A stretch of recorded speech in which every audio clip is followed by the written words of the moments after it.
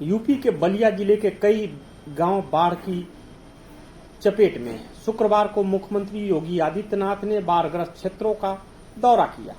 मालदेपुर स्थित नागाजी सरस्वती विद्यालय में आयोजित राहत सामग्री वितरण कार्यक्रम में भी भाग लिया।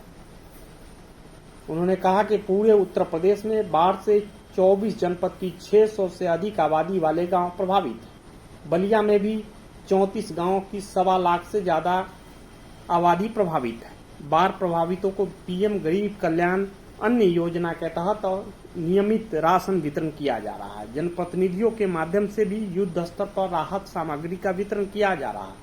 मैं स्वयं जनपदों, जमीनी और हवाई सर्वेक्षण कर इसकी समीक्षा कर रहा हूँ। राहत और बचाव कार्य में भी किसी भी प्रकार की ढील नहीं दी जाएगी। मुख्यमंत्री का हेलीकॉप्टर 11:50 पर सदर तहसील के दबरिया गांव में बने हेलीपोर्ट के ऊपर मंडराया। इसके बाद जनपद में बाढ़ क्षेत्र के हवाई सर्वेक्षण के लिए निकल गया।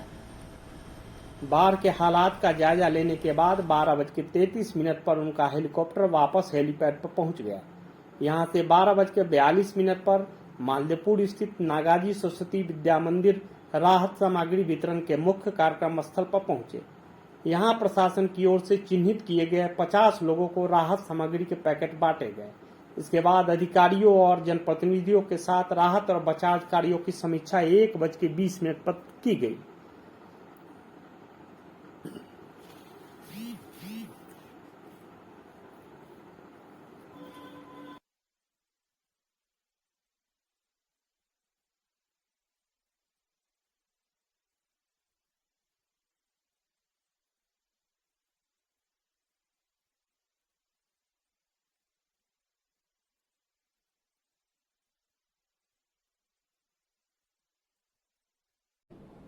मित्रों, वर्तमान में प्रदेश का गंगा के तटवर्ती क्षेत्र बाढ़ से प्रभावित हैं। पूरे प्रदेश के अंदर लगभग 24 जनपदों के 600 से अधिक गांव, आबादी के गांव बाढ़ की चपेट में होने के कारण राज्य सरकार के स्तर पर उन सभी क्षेत्रों में बचाव और राहत का एक बृहद अभियान चल रहा है। मैं स्वयं इन सभी क्षेत्रों का भ्रमण करते हुए आज बलिया जनपद में आया हूं।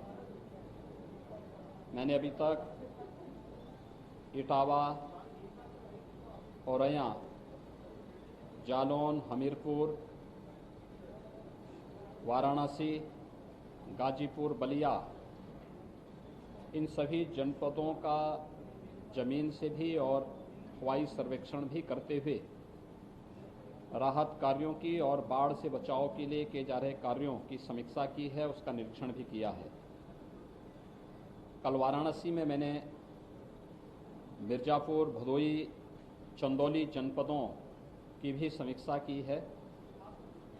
प्रशासन युद्ध स्तर पर राहत और बचाव के कार्यों के साथ जुटा हुआ है। आज बलिया के अंदर भी मुझे पूरे जनपद के अंदर गंगा नदी के कारण, टॉन्स के कारण और सरयू नदी के कारण बाढ़ या जल प्लावन की जो स्थिति पैदा हुई है उसका निरीक्षण करने का अवसर प्राप्त हुआ है। और मैंने इस चीज को वहां पर बहुत नजदीक से देखा है कि एक बड़ी आबादी, जिसमें लगभग अगर आबादी के गांवों की संख्या राजस्व गांवों को हम देखें तो वह 112 राजस्व गांव हैं, लेकिन आबादी से जुड़े हुए गांव केवल 34 ऐसे गांव हैं जिनकी लगभग 1.25 लाख के आसपास आबादी बाढ़ से प्रभावित है। वहां पर बचाव और राहत के कार्य चल रहे हैं। एनडीआरएफ, एसडीआरएफ, पीएससी की फ्लड यूनिट और लोकल नाविकों को भी बचाव और राहत कार्य के लिए लगाया गया है।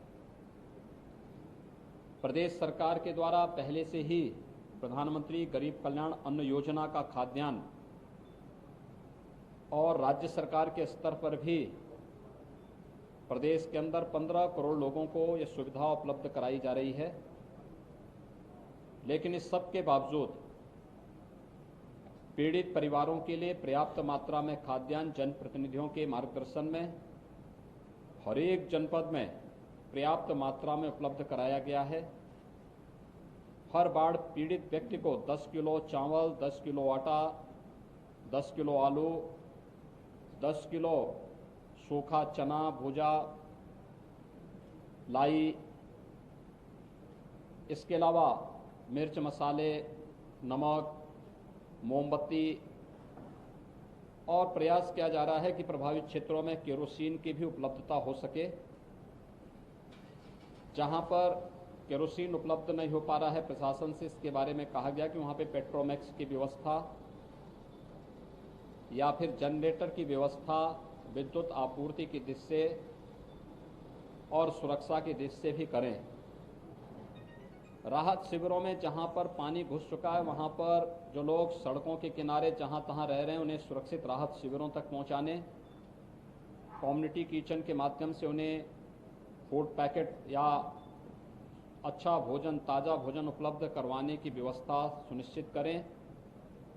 बाढ़ के समय और बाढ़ के बाद उन क्षेत्रों में जल जनित और विषाणु जनित बीमारियों की आशंका होगी, इनसे बचाव के लिए भी पुख्ता व्यवस्था करते हुए मेडिकल टीम निरंतर उन क्षेत्रों का भ्रमण करें। पेयजल की व्यवस्था अच्छी हो, शुद्ध हो, यह भी सुनिश्चित करने की तैयारी करें।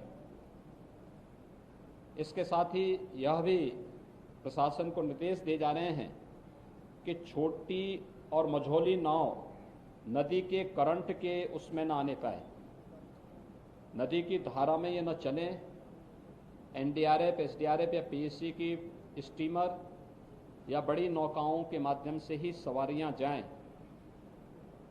क्षमता से अधिक सवारी कोई भी नाव लेकर के न जाएं।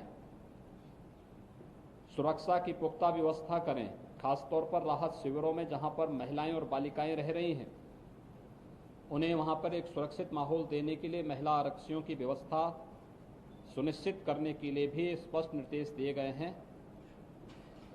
पशुपालन विभाग को पशुओं के लिए चारे की व्यवस्था, टीकाकरण की व्यवस्था और अन्य कार्यों के लिए भी हिदायत दी गई है और सिंचाई विभाग को भी यह स्पष्ट हिदायत दी गई है कि वह सुनिश्चित करें कि जो नदी के करंट से कटान की संभावना दिख रही है, वहां पर कटान अवरोधक कार्य अविलंब वे लोग प्रारंभ कर सकें।